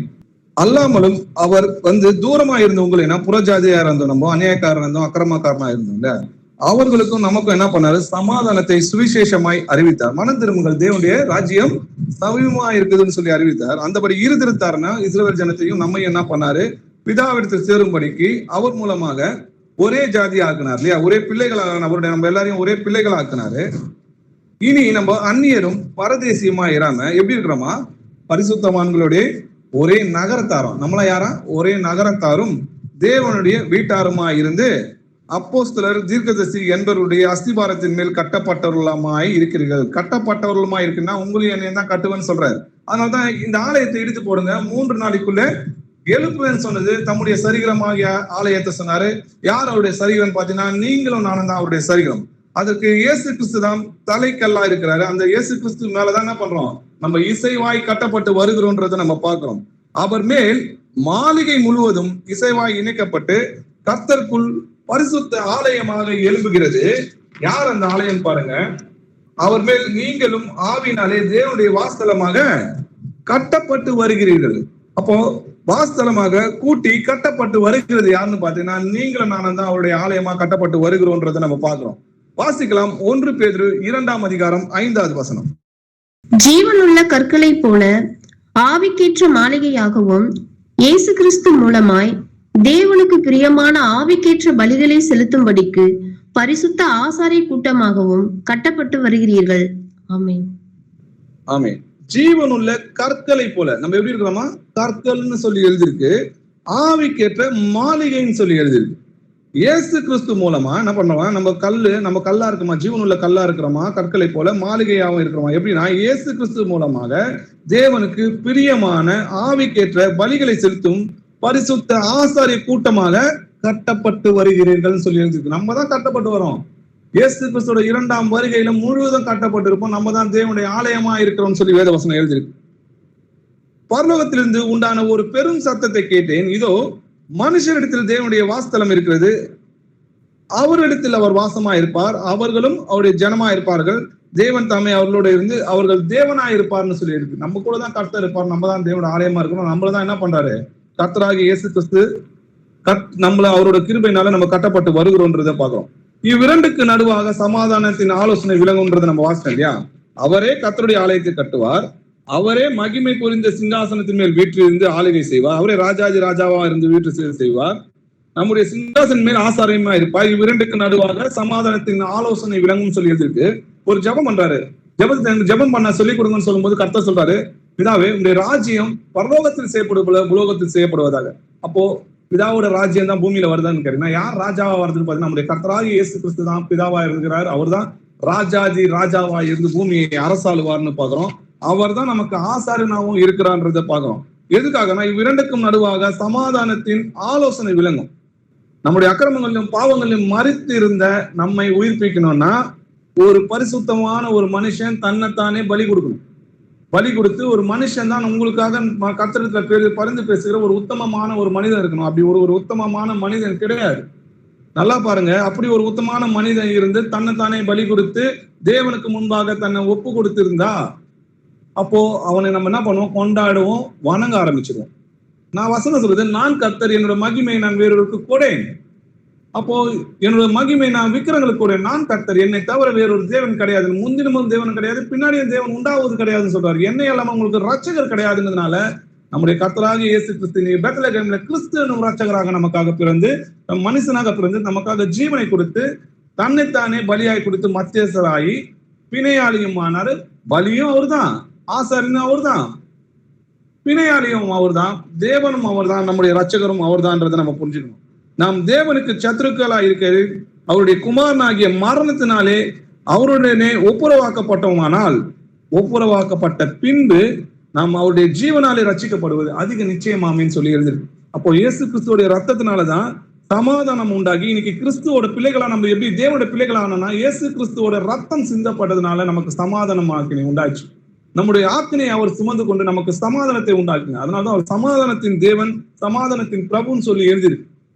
ரோமர் 9ஆம் அதிகாரம் 6வது வசனத்துல பாத்தீங்கன்னா நமக்கு ஒரு குமாரன் பிறந்தார், நமக்கு ஒரு பாலகன் கொடுக்கப்பட்டது, நமக்கு குமாரன் பிறந்த. அவர் யாருன்னு பாத்தீங்கன்னா நித்திய பிதான்னு சொல்லி எழுதியிருக்கு, சர்வ வல்லம் உள்ள தேவன் சொல்லி எழுதியிருக்கு.